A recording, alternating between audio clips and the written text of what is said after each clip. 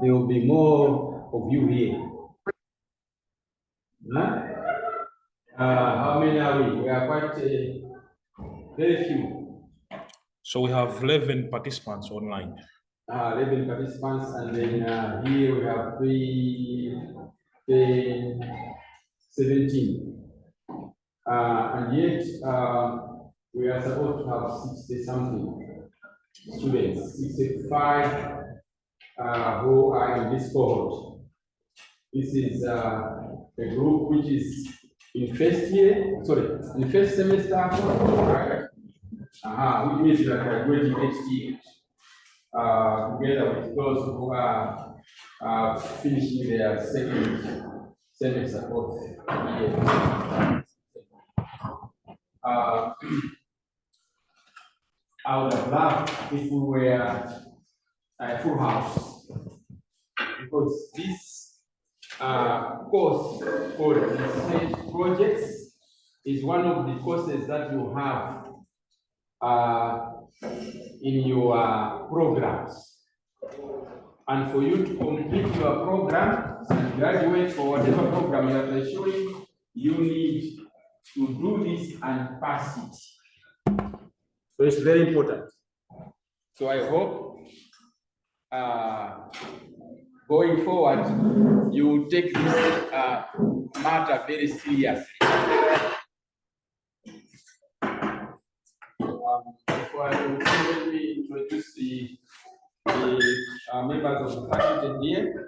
We have Dr. Masangano, we have Mr. Mbula, we have Mr. Bob. This one is very famous, so I'm sure it doesn't need any introduction. And Preston. Today we want to assist you as you are going onto this journey of completing this module or this course called Research Project. Just like any other courses that you have been doing, this one is called Research Project. And the reason it comes at this hour, not earlier, is because we want you to do the research methods course first. So we are assuming that you diligently attended and completed your research methods course, which is a big component of this research project. And this is also an additional reason, amongst other reasons, why Mr. Masangano is here, because he takes you on research methodology. So you are already aware that you need to provide your research topics. Unfortunately, you came up with your topics without much guidance. So the way we do it is that you submit your research topics, and then we identify a supervisor based on the topic that you have submitted. Now, the first thing that you have to do, once you get the supervisor's name, which will be given to you today, isn't it? Yeah. It will be given to you today, hopefully by the end of the day. So the first thing that you have to do is to call your supervisor. The supervisor will be notified and you will have your topic. So what we expect is that the first meeting or the first discussion you will have with your supervisor is to look at the topic, whether the topic is doable, whether it makes sense, whether it is broad, it needs to be more specific. That responsibility has been given to your supervisor to help you refine your topic or to understand. And it's very important that you should seek an audience with your supervisor. That audience is important because once he or she understands what was in your mind when you were thinking of this topic, what went on in your mind, maybe he or she can help you to say, This is what you wanted to do. But if this is what you wanted to do, we can do the topic in this way. We can, a topic that can fit your ideas and your desires should look like this.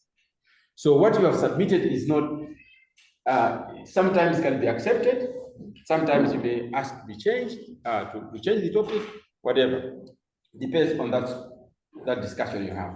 So as a preamble to our today's discussion, it is very, very important that you talk to your supervisor, you meet with your supervisor. Please don't ignore this advice I'm giving you. Remember that being assisted is your right. Being assisted is your right as a student. And this supervision, we expect it to be super and to help you. If you are having problems, the first thing is no, never get tired. If the supervisor is not responding, please. A student who excels is the one who puts effort. So put an effort if the supervisor is looking, until you meet, until you discuss. If you still have problems, despite several reminders, the officers who are here will help you. Okay? Contact the Dean of Students, contact Professor Masangano, contact me, and we'll do something about it. There are several things that we can do to help you if your supervisor is not responding the way you want. Okay? This is not a license to harass your supervisor, right? So, be understanding, but still claim your right. Okay? Me as a research coordinator, I'm there to make sure that you are assisted, make sure that supervisors do their work. So if things will reach that extent, contact me. And the Dean of Students is also around. Now, the job that we have today is to discuss how you go about writing your research paper, your research proposal. So what is the proposal? What is the proposal?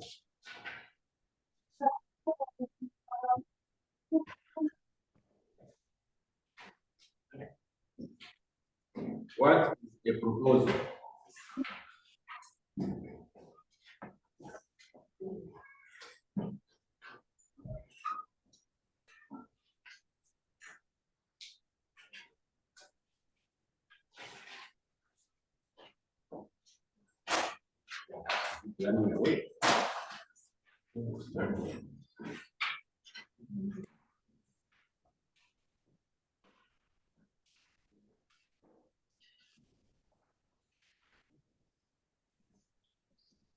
So basically, your proposal is how you plan to do this.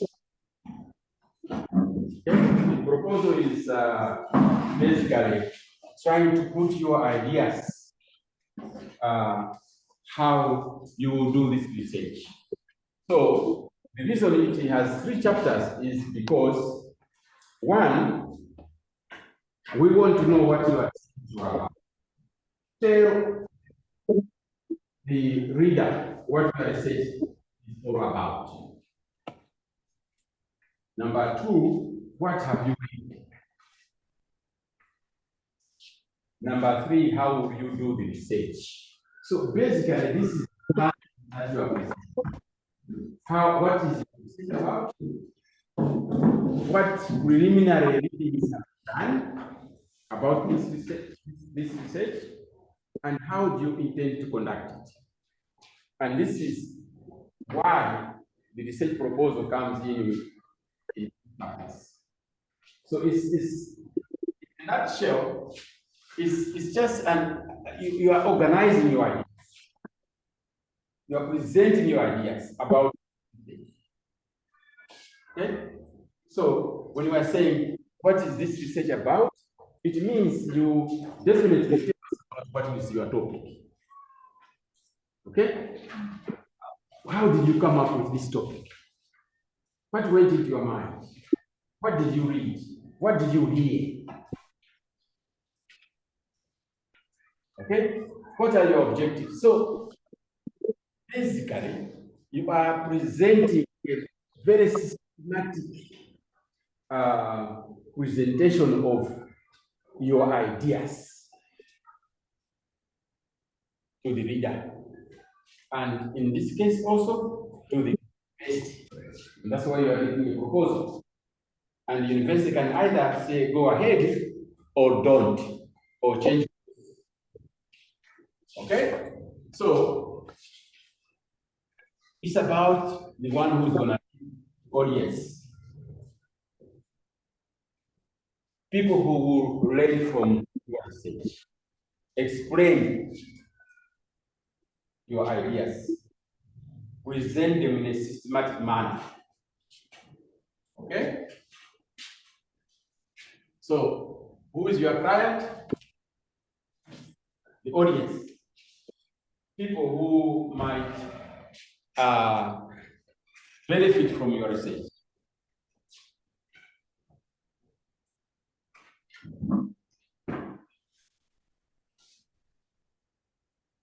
So,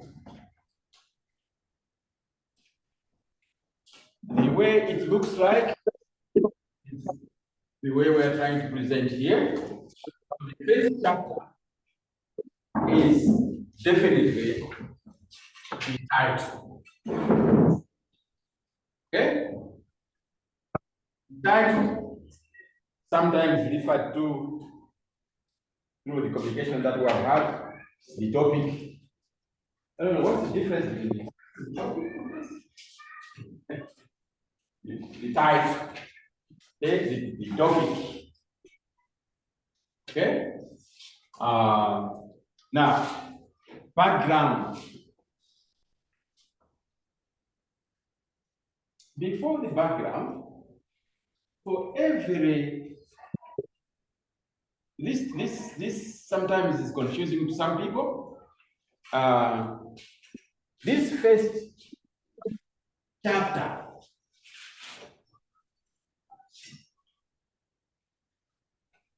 after the title, you have chapter 1. This first chapter, unfortunately or fortunately, is also called introduction. Okay, so you have chapter 1. Is it colon? Colon or semicolon? What do you call these two dots? Colon. Colon. Right? Yeah. Colon. Okay. Introduction. This chapter, which is called chapter 1, starts with introduction. That's the name of the chapter. Now you have chapter 1, colon, introduction. Below it, you have to have introduction of that chapter. How is it? Chapter 1 is called introduction. So chapter 1, introduction. Then you have introduction of that chapter. Okay? Now, in terms of assisting you with what to expect in an introduction in the introduction chapter. Introduction, I'm sure you have been learning quite a lot in your program, basically for English, for academic writing, and blah, blah, blah, blah, blah, right? You know what an introduction does. So introduction will introduce what the reader should expect in that chapter. Very similar to a summary. Okay? A summary that comes before the stuff is called an introduction. And then you have a summary. You have introduction and chapter and summary looking similar. Maybe the past tense, I mean the tenses are different. Because in introduction, you will say what you are gonna do in that chapter. And then in the summary, you say what you have done in that chapter, right? Yeah. Now, in that introduction, explain what the reader will find in that chapter.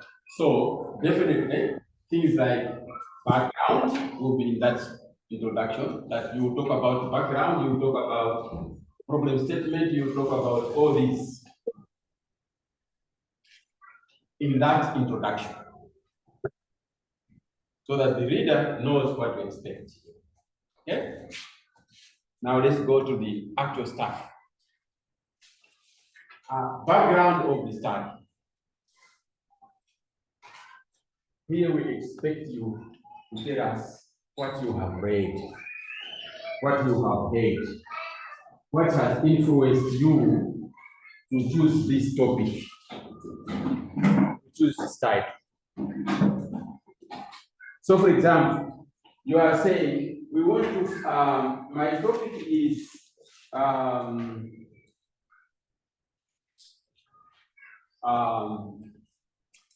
investigating the impact of the valuation on small-scale traders in Area 36. That's your topic. So in the background, you are expected to talk about what you have seen in Area 36, what you know about these small businesses. What have you read? What has happened? So you talk about, oh, there has been a devaluation and blah, blah, blah, and blah. You know, and then you can also introduce some literature there as well. For example, you can quote some people who have talked about evaluations and small businesses briefly. So what you have seen, you have heard, you have read, background to this story that you are trying to this topic that you are trying to investigate. When you are investigating the impact of evaluation on these small businesses in Area 36. So tell us about Area 36. Okay, what is it? Where is it? Okay, what are the small businesses they are doing? What have other people said about them? So all this information is what you put in your background, trying to set a stage for you to indicate what the problem is, what the information that is lacking is gonna look like. So you are basically warming up the reader to some big things to come. Okay? So what are the big things to come? Is what we call the research problem. Sometimes just referred to as problem statement. Problem statement is a research problem. We put it like this, like problem statement. It is a research problem. It's a why do we do a research? Maybe I should draw you back.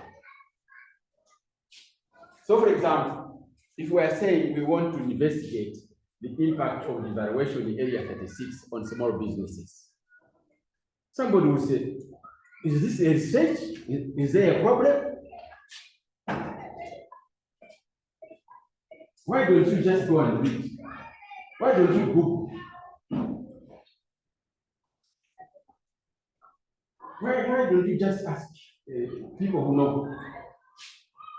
Why do you waste time and resources to go out there and find out why, when you can just as well read? Okay? So you have to justify. There must be a problem. There must be a research gap. there must be that all the questions that you have in your mind are not being answered by either going to read or asking some experts. Some of your questions can still not be answered. And that's why you want to find out. Now, problem statement is a research problem, a research gap. It is not a development problem. A research problem is not a development problem. Okay? So if you are saying that there are so many poor people in area 36,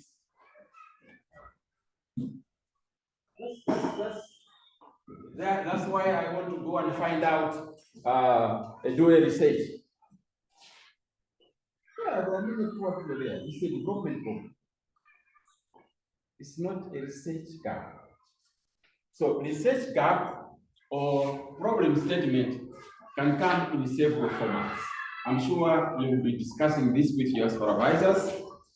What kind of gaps are acceptable in a research paper? There are so many gaps that you can identify. Maybe just quickly, I can talk about a few of them. It can be an empirical research gap. When we say empirical, we are talking about studies. People have done studies on, for example, devaluations, for example. Okay? And empirical could be that there are so many people who have done impacts of devaluation, but they never looked at, no study is talking about in urban small businesses. So which means that you have tried to look around any papers written on impact of devaluation, but no study shows any findings in a specific location, for example. That too can be what we also call a geographical gap as well, meaning that a lot of studies have been done in urban areas and no one has done in a rural area such as Hariri. Could be geographical. It could be methodological gap. Meaning, for example, sometimes that is referred to as the population gap. So, for example, you can say that this study only interviewed, asked old people. There was nobody who asked views of young people. So the methodology they used, the population they used does not give us the answers. I think maybe the answers would be different if we use a different set of population. Okay, so there are so many of these gaps. Fortunately for you guys, just go, just Google, right? You will see research gaps, types of research gaps. You will see a lot of stuff on the internet. Okay? But your supervisor is gonna help you if you are stuck. Now, another important area is, what are your intentions? What are your objectives? What do you want to achieve by doing this research? So the general, you may have the general, what we call general objective, which is usually the same as the title, the same as the topic. So I am saying I want to investigate the impact of devaluation on small businesses in area 36. That is the topic. That is also the general objective, the general aim of your research. But specifically, what do you want to know? I want to know, for example, how this has impacted on their profit margins. I want to know if the impact is felt differently amongst different genders. I want to know, is the effect different for different kinds of businesses? You can be in a small business but doing different businesses. So those are specifics now. Your general objective is to find or to discover the impact. But specifically, you want to see or discover. Remember, this research problem has told us, if you explain it if you put it very clear, the research problem has already told us what will be your contribution to this general problem that you are trying to address. Okay? Now, research questions, you just turn those research questions into, those research objectives into research questions. So research objectives usually start with the word to investigate if the evaluation is affecting everybody equally. To investigate, to analyze, to whatever. Now, research questions, you just turn those into questions. If you have 3 specific objectives, you have 3 questions. Never, ever have 2 objectives and 10 questions. Where are they coming from? Please. If you have 3 specific objectives, there will be 3 questions. What are the questions? The questions are the ones which are trying to help you to find the answers. They are also going to help you develop a questionnaire. They are based on your objectives. So if you are saying to find out if your objective is to find out if the evaluation has affected everybody equally or not. So what would be your questions? Your question would be, has the evaluation affected people the same way or different? Okay. I've just turned the objective to a question. And that one question can make you develop many questions in the questionnaire. Okay? If your study is testing theories or models and the like, you may actually have different setup. It might be that your objective is not necessarily specified in the way we have outlined here. Like testing a model, testing a theory, you have hypotheses that narrow hypothesis? Hypothesis. Okay? So it's different. We understand that you may have your paper might be different from these social science kind of research. If you are doing a more scientific research papers, this format we're talking about here does not come in the same way. There modifications there. Okay? Now, you need to have a section which is talking about justification. Okay? Justification is basically you trying to convince us that I think this research would be useful.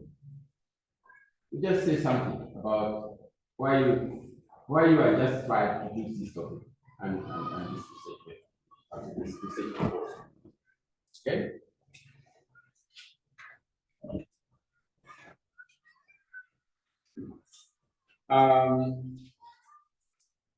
Literature review is usually what I have said. In a proposal, it's just talking about what you have read. We want to know what work have you done so far in terms of reading, in terms of, for example, the theory that is helping you to study this. So, for example, if we are talking about studying the effect of devaluation, if you are studying the effect of devaluation, you should explain what devaluation is. So define all the terminologies that you have. Explain the concepts in your research review. Okay? And find out what theories can help you understand the impact of devaluation. So what have people said about devaluation? The scholars. Here we are talking about people with authority. Don't quote me, and I have not published any document on devaluation. You cannot say, according to my Mr. Msisha, my lecture. No. It has to be somebody who has talked about devaluation. Explain the way to devaluation. Explain the way to businesses. Explain what you mean by small business. Well, define and what theories are there. Why do countries demand? What is devaluation? What is an exchange rate? You go deep into this subject of devaluation. And also explain what you mean by small businesses. Don't just explain yourself, but also use people who have written about small businesses. So we expect you to have a lot of in-text citations. Okay? Maybe you can use the whole quote. I don't know. Is it acceptable? You can use the whole quote from a book if it is nice and you like it. You quote some book on the page, for example, where you have quoted. So explain just like you do when you are writing assignments, but this is deeper. Okay? Find the literature, find theories that talk to devaluation, for example. So if you're talking about child development, or is it help me. Child development, you talk about those people who have written about child development. What are the theories behind child development? So you choose topics that, authors that are actually helping you to understand the topic you are closing. Okay? And that's what we call the theoretical base. Okay? The theoretical base. What is helping you to understand when you are talking about evaluation or child development, early child development? If you are talking about gender abuse, if you are talking about school dropouts, if you are talking about marketing, why customers sometimes leave a company, a particular product, what are the theories behind it? Who have written about those things? Okay. Now, once you do that, go down to specific now. Talk about people who have studied devaluation in a particular area. Work specific, which we call sometimes empirical. This work specific to the study is sometimes referred to as empirical review. Studies. Yeah. Empirical studies. So here you talk about your friends who have also been reported on devaluation in Branta, effects of devaluation in Girande. effect of evaluation in Tanzania, whatever. So there you have to show that you are an academic. You are not just a group. You are somebody who now can share with the leaders that you have read. You have read other people's research papers. Summarize them. So and so did research on evaluation in Lusaka, and this is what they found. So and so did the effect of evaluation in Maputo. This is what they found. We want to see that in your paper. Shows you have read. Apart from reading theories and concepts which you have outlined in the theory base, also talk about what others have written. Okay? That's the empirical thing. Can you just comment there? Yeah, sure. Empirical studies can help you in a number of ways. That's where you also demonstrate how the others did their study. You are planning to do your own study. How did these people do their studies? So when you are coming to the methodology, you can show that the methodology you are coming up with is informed by your colleagues who have done similar studies. Empirical studies will also help you, as my colleague was saying, this is what they did, this is what they found. When you make your own findings, later on when you are reporting those findings, you'll be required to discuss them, you'll be required to interpret them. You can also learn from what your colleagues did and place yourself, discuss your results accordingly. Empirical studies can actually help you in the definition of the gap, the problem statement. Empirical studies can help you. That's why you can be able to say, Victor conducted a study on the impact of devaluation. He investigated this aspect. But they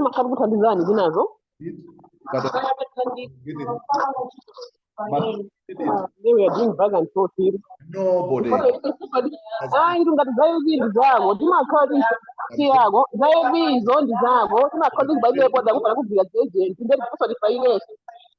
there is all your things. Let us manage the Zanga. I can't know what they go. That is wrong. It's not funny. Some of the other would be able to dance and design. That's what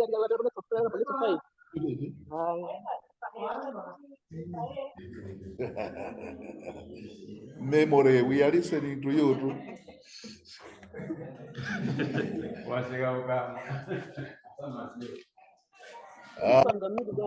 Even when my colleague was talking about the hypothesis objectives, you don't just come up with those things. You also learn from how your colleagues did them. And that can help you say, when Victor was doing his study in Blantyre, he investigated this objective and this is what he found. Could this be an explanation to the gap I found in Tangier? I'll also investigate this objective. So those empirical studies play a very important role as you are studying them. Actually, when you're presenting them, you present them in such a way that they will help to guide your own work. Yeah. So that's why it is very important that you show that you have read quite a lot. And just to extend what Professor Magana has said. Remember in the background, we said what you have read, okay? Now you try to expand this in this chapter 2. Okay? It helps you to understand what is not understood. Are we together? It helps you understand what is not understood.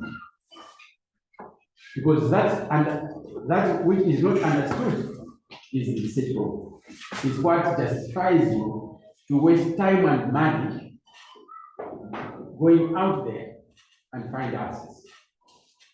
Remember, I told you that you can as well read if there's a problem, something you don't understand. Why don't you just read?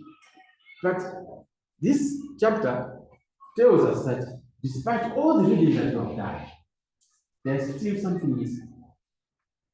And there's still some information which is not there. Which you will continue. You will find out that information. So everybody can gain. That's why research papers which are well written get published. You can publish your paper if you come up with results that bring us new, opens our mind about a particular issue. Your supervisor can say, this paper, and recommend it to the research team to say, let's consider publishing this latest research paper because of the contribution you have made. Okay? So this chapter is very important.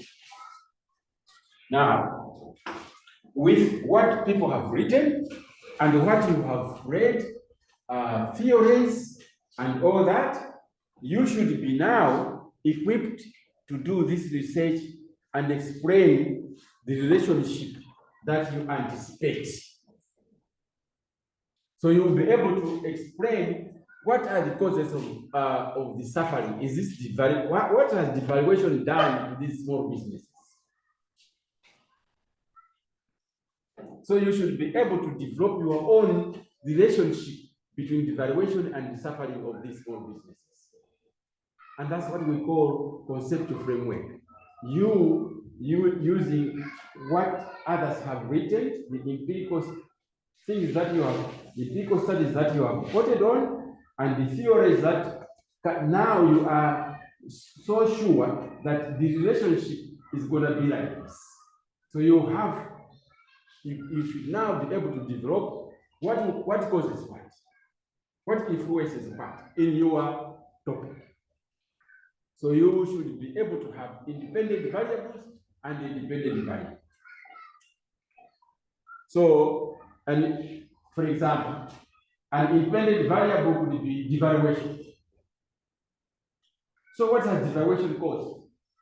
Some businesses closed down. Some people committing suicide. Some people, I don't know, I mean, this is not a good way to you to mention, but tell me, what else can economists say? Apart from economic hardships, right? People running bankrupt. Yeah, running bankrupt and marriages. Really? I don't know. Okay? So you can see now that because you read somewhere else about the relationship between devaluation and something else, and something else, for example, this guy who studied devaluation in research, this is what they found. Remember, we have told you to summarize what others have written. So there you are getting some information which will help you understand your particular study. So this is what we call conceptual framework. And usually, when you put this diagram, dependent variable. So you have an arrow going this way. This one causes this thing. Down there on that figure, when you say source will be, what's your name? So under that figure, you put source LNS 2026 or LNS 2025, depending on when you are finishing that study. That will be your work, it will be your understanding of what you have been helped by other people's studies and the theories behind. And that helps you to construct your own view of what the relationship would be in your study. And in most cases, these independent variables, they will come from objectives, the specific objectives. The specific objectives can also be defined. Initially, they can stand the way you think, but after reading, sometimes you go back and say, I've read some, maybe the specific objectives should be like this. And those specific objectives usually are what we call independent variables. So if you have 3 objectives, we expect that your independent objectives will be 3. Okay? But the dependent will be 1 in this case example that we have said, the evaluation. Okay? So that's chapter 2. The last chapter is chapter 3 in a proposal, and this chapter is talking about how you will do the research, how you go about doing this research. Okay? Some people start with what they call research design, which is wrong, because research design is everything. It's not just methodology. Okay? But study design is talking about how you do this study. Okay? But yeah.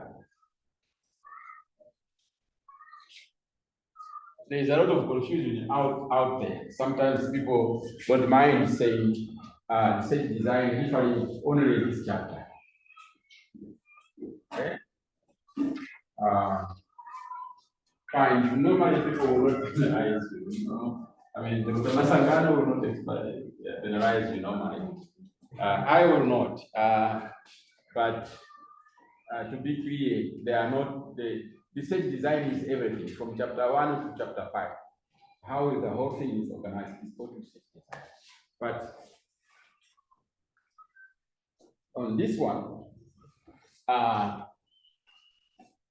I would rather put approach, okay, to be on the safe side.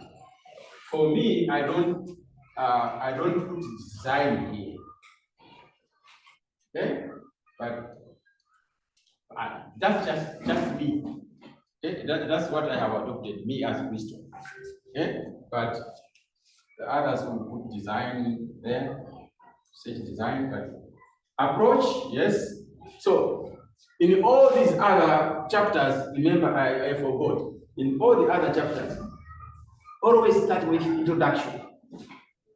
Okay, you are more ready on academic writing than me. You have been all these years here. You have been studying. I think Professor Kandalili has been reading you on academic writing, right? Okay, so any chapter start with introduction.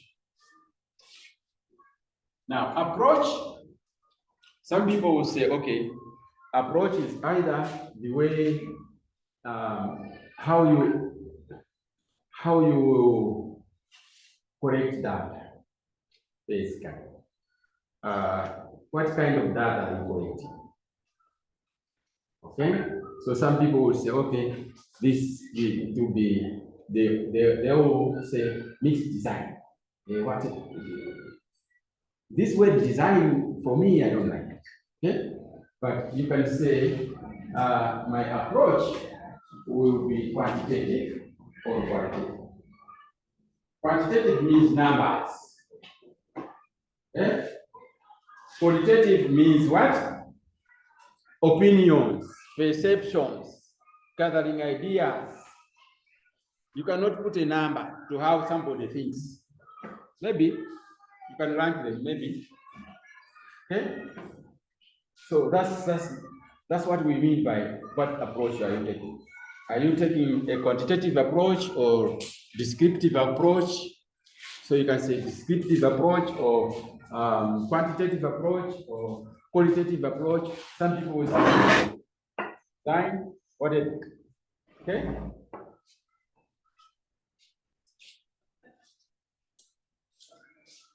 Now, what is more important is that you need to talk about your study area. Forget about what I put here. You need to talk about your study area. So in your study area, tell us who will you talk to? Who will you interview, for example, to find answers? Now, that brings us to the issue of who will be qualified. Who do you think will be qualified to give you answers to your questions? Remember your research questions in chapter 1. Going out to find out who will be qualified. The area that you have chosen. If you say area 36, who in area 36 will be able to answer your questions? Definitely, in the example we have, are the small business people, right? You will not ask the people who are running business. Now, we will want to know how many are there in area 36. You have mentioned area 36. So the whole of area 36, small businesses, that's what you are saying in your topic. So how many are there? Don't just say, I will talk to 40 people. First thing is, how many are these businesses in area 36? So, you should always, when you are doing research, always try to go and find out. Do a preliminary investigation. In area 36, I've chosen small businesses. How many are there? That's what we call population size. So the first thing, after you have talked about your introduction, the first thing we normally want to know is population size. Okay? And from population size, we will want to know sample size. Don't mention sample without telling us the population. Why is it important? It's because if your sample, let's say if you will hear that there are 100,000 small businesses in area 36, and you are saying you are going to interview 5 people, 5 businesses, we will not believe your results. You learned in research methodology. Why do we make a sample? If your approach is that you just make a sample, it's because the population is too big. And if it is too big, you can't manage as everybody. So a sample is a representative of the total. So you choose representatives. This is why, for example, MP is representative. Yes, the MP represents his area. And that's why sometimes you have demarcations of constituency boundaries. Meaning, maybe the population in that area is too big, it cannot be represented by just one person. So it's very bad. So the population we need to know so that we can believe that you have made the right decision on the sample size. The reader, the audience will be lost to verify your research if you haven't given them that information. So population size first, seconded by the sample size. You were told, I think, in your research methodology, how to go about it if you don't know the population size, how to determine a sample. I think there are formulas there. I'm sure you haven't forgotten. Otherwise, Professor Masangano will be angry with you. Okay? There are some formulas that you can use to determine the sample size if you don't know the population. But in most cases, just do a small inquiry. Whether you are doing it in a village, in the Chakuti area, Nambuma, go Mafumu, these village leaders will tell you how many people they have in their village. Don't lie, okay? Don't estimate. Ask. Sometimes agricultural officers, extension officers in the area you have chosen, they will tell you how many people live in that area. At the district level, maybe they can tell you, the DC's office, they can tell you so many people live in that area. Now, after you have done your sample size, you should tell us how did you choose what is called sampling techniques. Write about sampling techniques. So, what have I mentioned? Population. So I don't want you to come and defend your proposal without what I am saying. You are turned back. We tell you to go back and talk to your supervisor. What we want to see in this chapter, population size first, sample size second, third, sampling techniques. What do we mean by sampling techniques?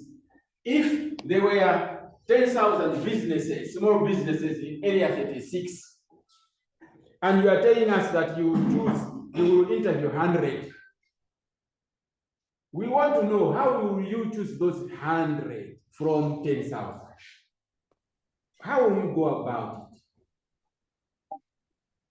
It's just like if we're in this class here, and I was saying, let me choose 4 people from here to represent you. Okay? But how would I choose you? Would I choose those who are near me? 1, 2, 3, 4. That would be what we call convenience. Yeah. Common convenience is what we want to know. Or you can say, I want to use positive. You have read that in methodology, right? You read that? Yeah. There are so many of those: stratified, purposive, convenience, random, blah, blah, blah. There are many. And you can use more than one, it's okay. You can do random, but I want to make sure that there are women and men in that side. So women and men is now on purpose. Because if you do random, maybe you will choose only women. We don't know.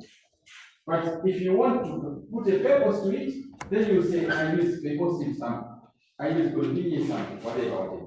So you should tell us about that. Then the next step is to tell us data collection. How will you collect data? What instruments are you going to use? Okay? I will collect data using questionnaires, for example. I will interview people using questionnaires. Okay? Then tell us about data analysis. The guideline has been, the proposal, guideline writing proposal, I think, has it been shared to you? Okay, we will share it. So you will see all these things that we are talking about. Okay?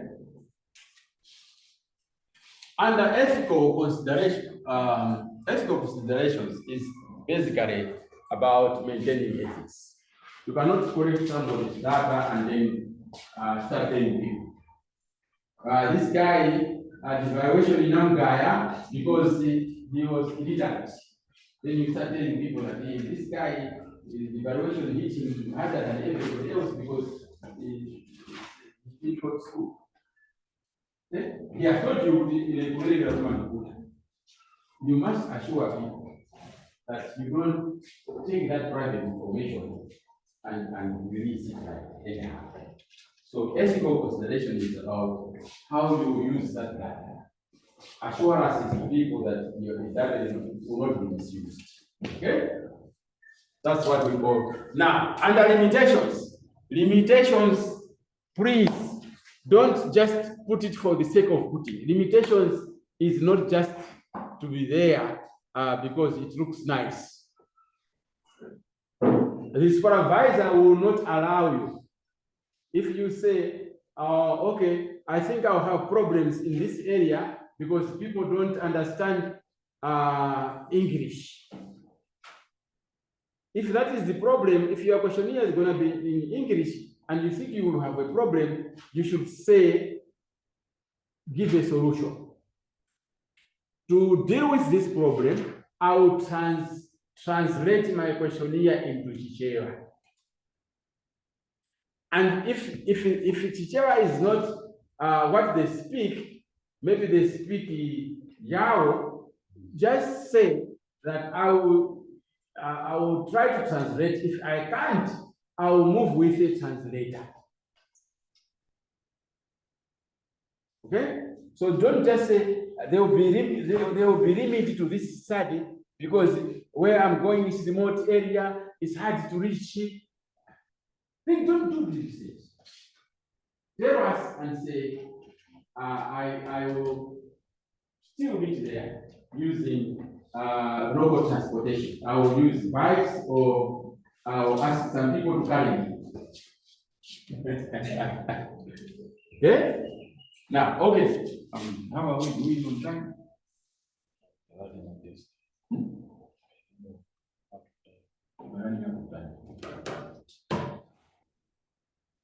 So, these are the things your supervisor will want to know. I don't want to talk about them. But in time scale, use the calendar that we have given you. Okay? Don't create your own. We have given you a calendar. We sent out a calendar, right? That calendar, guys, follow it religiously. I'm telling you, there are penalties if you don't. So if we put up a time frame for you, we say, okay, you are presenting on this day, you are presenting on this day and this time. If you don't come, you pay a penalty. Presently, it's not 5,000. If you want to present at your own time. Okay? Just be mindful and tell your supervisor if it is the supervisor who delaying you. And let my office know. Let the dean of students know, let me know that you are having challenges. For you to be waived, for that to be waived, and normally we don't, unless you were ill in bed, and we have proof that you were ill in bed for a month, not just for 2 days. Okay? Because being ill for 1 week will not make you miss your deadlines if you start early. Okay? I had wanted that we do more. So now what is time? 11.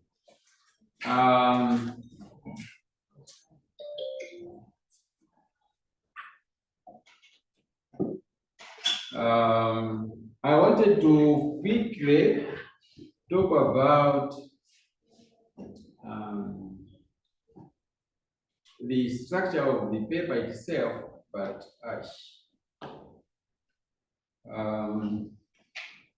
maybe it won't help. But you will also receive this memo.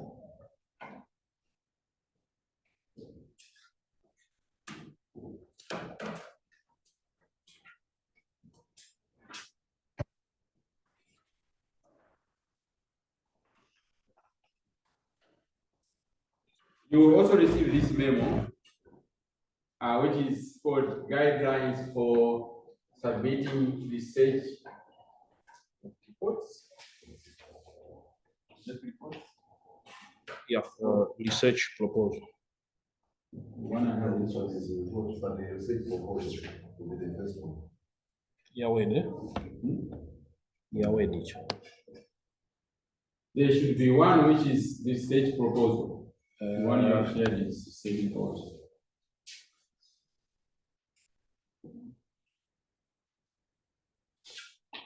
Okay. Academic. Please. Okay. It will be sent to you.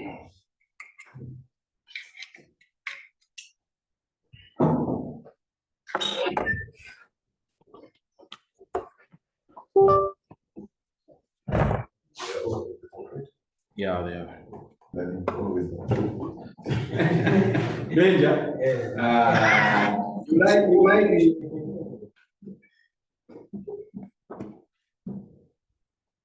You will see these guidelines. It is very what it is saying here, it gives you. If you have any questions, so that one will be shared to you. Another thing that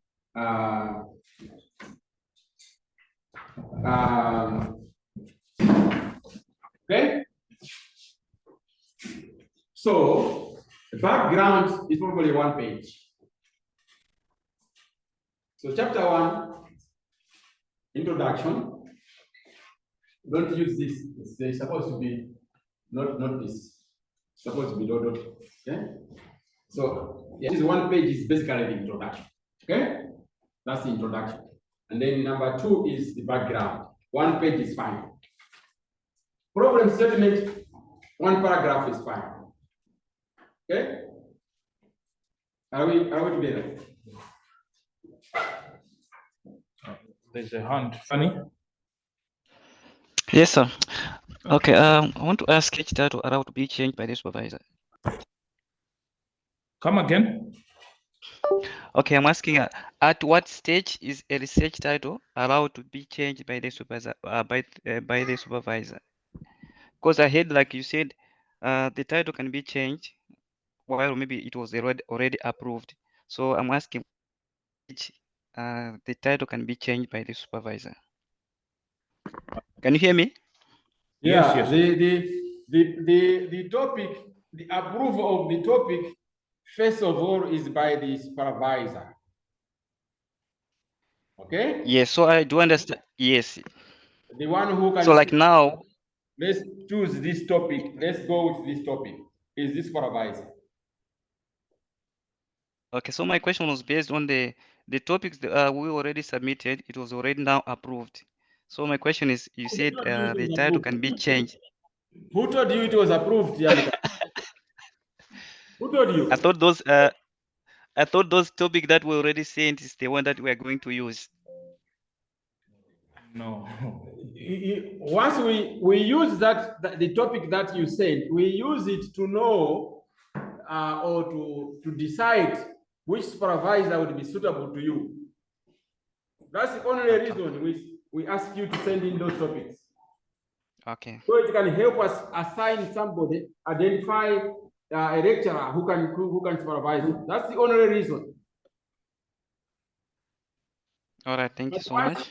You have been given a supervisor, you and your supervisor will decide what topic to write on. Now, it is also possible that when you go to present, the members of the panel may actually disagree with you and your supervisor and ask you to modify the topic to fit what you have written. Usually, under very rare circumstances, they will ask you to start all over. All right, okay. But to agree with your supervisor can be challenged and it can be disapproved at the panel, at the defense stage, at the proposal defense stage. That is possible. But people on the panel are human beings who understand that you have spent time doing this. So they will probably ask you to modify the topic to talk to the stuff that you have written. Not necessarily you going back to square one.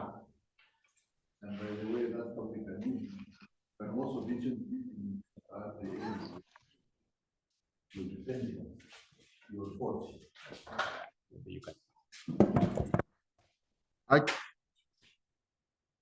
Actually, that topic can keep on changing depending on what you are doing. It can change even at the time you are presenting your report, depending on the data you have, the findings you have made. It can also be revised to reflect what you have done.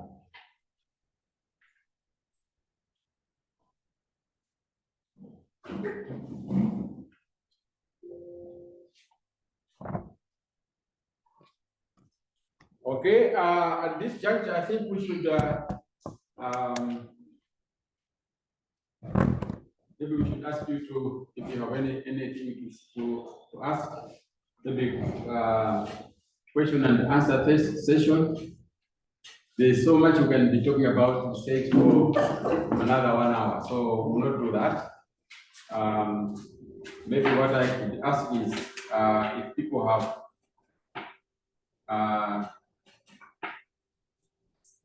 questions.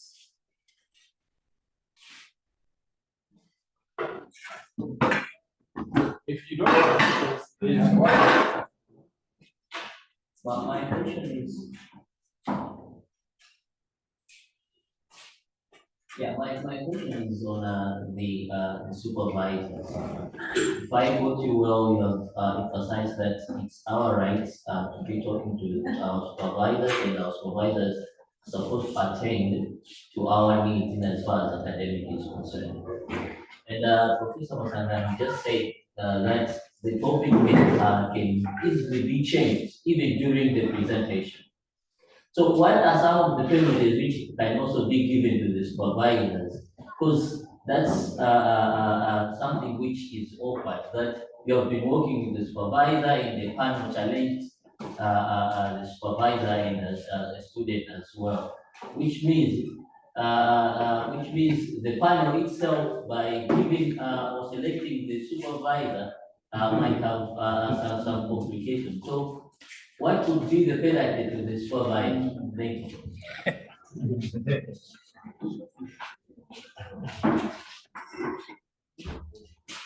It's normal for the title to be revised at the end of the title of your research work. Sometimes when you start thinking about the research project, you may have completely different ideas. But when you go out to collect your data, to analyze the data, you will find that the data you have come up with is speaking different to what you thought. So it doesn't mean that when the title is being changed at the end, you didn't do a good job. No, it is the circumstances which are dictating that. So the supervisor should not be punished. But what we are emphasizing is that the fact that we have allocated a supervisor to you is to give you a right not to be going in the wrong direction where you can be assisted. So if you are finding that you are not being assisted, that's why the sensation will say no, no, no. But if you are knocking and it's not working, go back to him. I said, I've tried all my best, but there are sometimes our chemistry may not work the way. We are really the supervisor, but you are not able to talk. I mean, sometimes it's natural. So that can be changed. Just make sure that you are not disadvantaged. Yeah, just to emphasize that once you tell us, once the problems you have with your supervisor reaches my office, I'll give you another one. The three of us usually meet to look at the problem that the student has, and we'll find somebody else. But don't do it because mind, we don't just do it anyhow. So don't think we'll listen to you all the time. Okay? Sometimes we'll turn you down. Sometimes it's just bad blood. Sometimes some of you just look down on somebody. before you even start meeting them. Okay? So we hear both sides. So sometimes the student will write to me, oh, my supervisor doesn't respond. I usually and if you are always saying the truth, there's nothing to fear. I always take the whole complaint and present it to the supervisor. One of them will otherwise. Yeah? So it should be genuine. And some supervisors, when they have had no time, they will say, yes, it's my fault, I have done. Okay? So what is important is that, it's not all the time that I will expose you. No, I will protect you. I think I should correct. I should correct what I say. Okay? But sometimes it's nice to hear both sides of the story. That's what I mean. If you are using the lecture should also respond. Okay? It's just fair. But we'll always help you.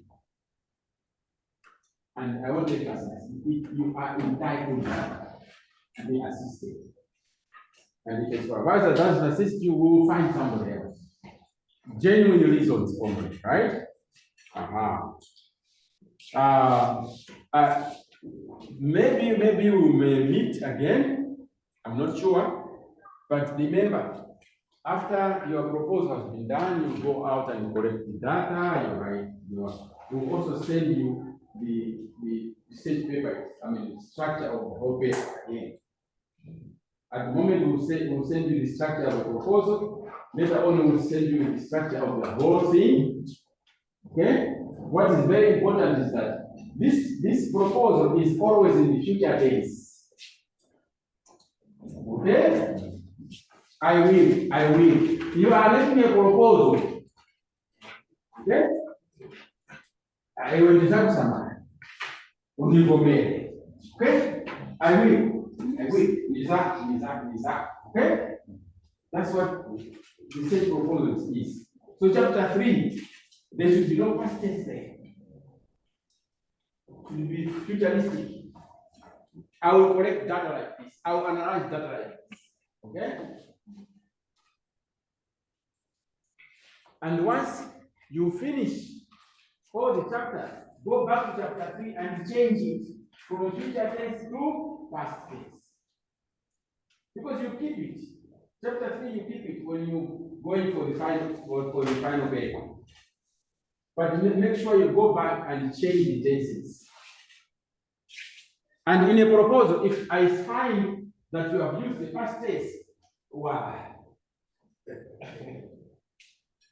Mamoteka paper yawina wange, cut the first 3 chapters and say, this is my proposal. Grammar ikasika au amen.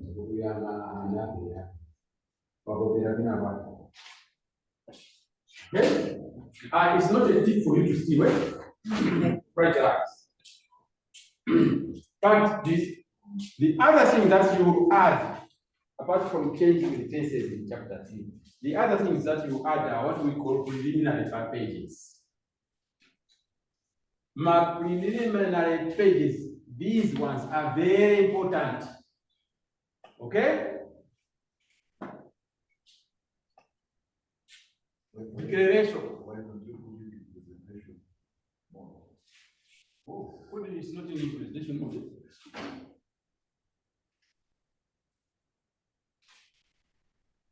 We are doing this because we don't know whether we'll meet again. Because, we have a lot of work around here. So sometimes you may not actually, you may just find what is just in your guidelines, but nobody has talked about it. Okay? So the cover page, the sample will be provided, or you can find other samples. Okay? Declaration, the sample will be provided. Okay? The education is in exams. So the first 2 usually we will provide. Okay? Then the education, you can find samples. I dedicate this to my girlfriend. Okay? Acknowledgements is acknowledging other people who have done, who have helped you. Okay?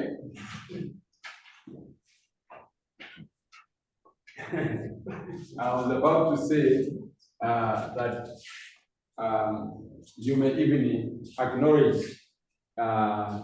somebody who helped you write a paragraph. No, let's be serious. We expect that you do this yourself, this job, eh? And on that note, remember that we subject your papers to plagiarism. AI. So once you submit your final paper, it goes to the library. We have now installed an AI detector, plagiarism detector there now. So we are making progress. So we have got the software now. So all the papers are sent there. Okay? They do tell us that this one is only 2% human factor, 98% is AI. The report comes out and make sure, even if you dehumanize, we have anti-dehumanizer. So, we'll see question. We will still catch you. Okay? Yeah, so acknowledge people who have helped you. Not AI, eh? People have helped you genuinely.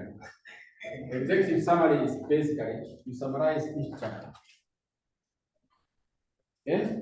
What is also important in the final paper is that, because I've talked about executive summary, I should also remind you that when you write your final paper, go back to chapter 1 and summarize that chapter. So there should be an item chapter summary of the chapter added to there. In chapter 2, summary of the chapter. All the chapters should have small summaries. And then you have to have an executive summary. Why do we need that? Because some researchers will want just to see what you were doing, what you found out. So this summarizes all the chapters into usually 1 page. Okay? If you want to be a bit naughty, you can do 1.5 pages. Okay? Not too much. So be an expert in summarizing things. I like the choice of words. A bit noted, so don't be noted. Yeah. 1 page is enough. Yeah. Table of contents. This one is a very serious matter. Some of you, when you submit your final, the lines are somewhere, table of contents. It should be neat. The item here and the page number. Properly. We have had some times getting angry with somebody's work because it's just barrier. Please try to be smart and professional when you present your papers. Okay, a list of figures, list of tables, list of acronyms. One thing that I can try to, I know the supervisor will tell you, always tables should have a title at the top. Table 1, table, and then figures should have the titles below the figure. Okay?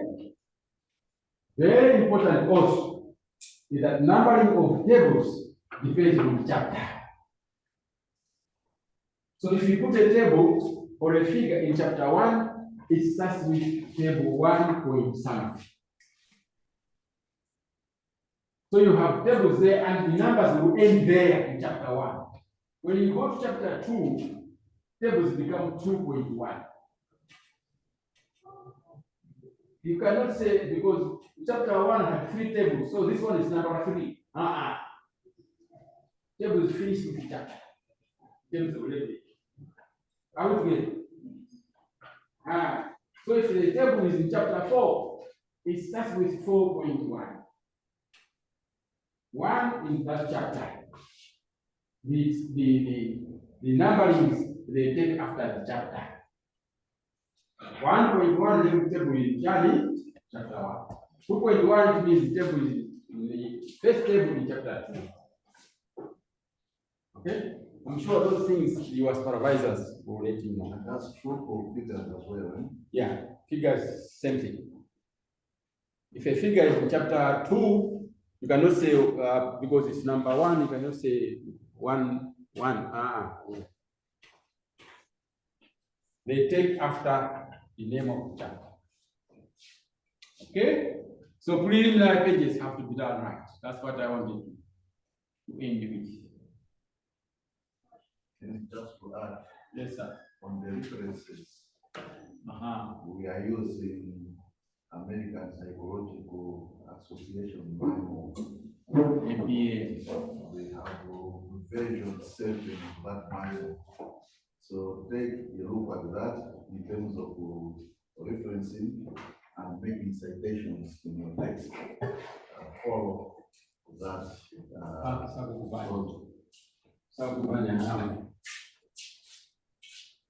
They are saying that in the references, we are using American Psychological Association. They have manual version 7, that's the latest. Please use the guidelines provided in that manual, both for making references as well as the citations in the text.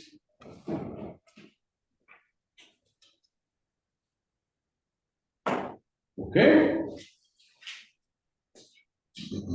I think if you have any questions, we will. I remember that page where we communicate. Please, I don't want to buy you from sending comments there, but this is possible. You know, we are all others, huh? Let's respect each other. You can just smile, okay? But don't show somebody thinking that the others. Let's not show off on that page, yeah? On that forum. If you want to find us physically, you know the office of the dean, right? Or dean of students. My office is next to him, and then the professor's office is just step away on the same corridor. So if you want, sometimes you may not want to write, okay? For obvious reasons, if you have any complaint against anybody or against whatever, you can find us in our offices too. Okay?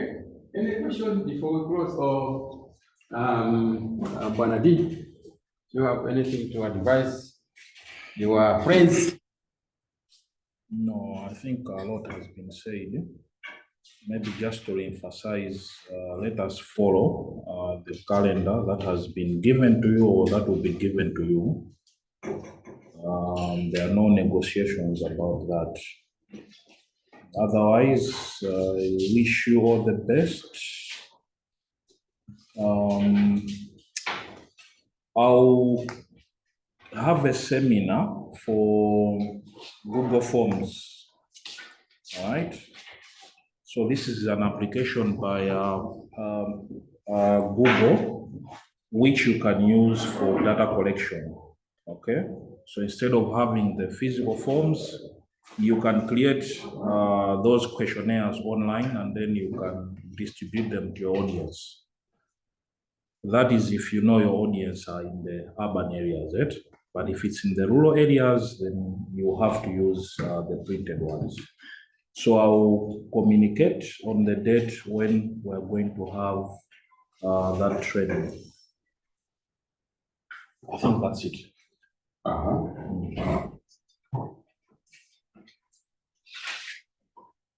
Okay. Have you enjoyed it? Has it helped?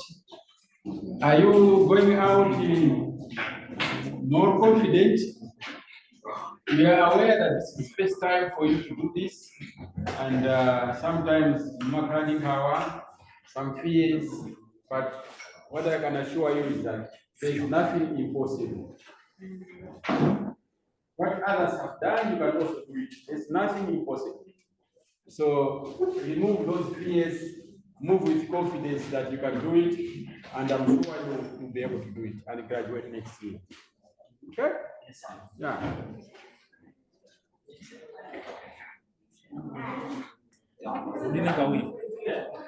First time.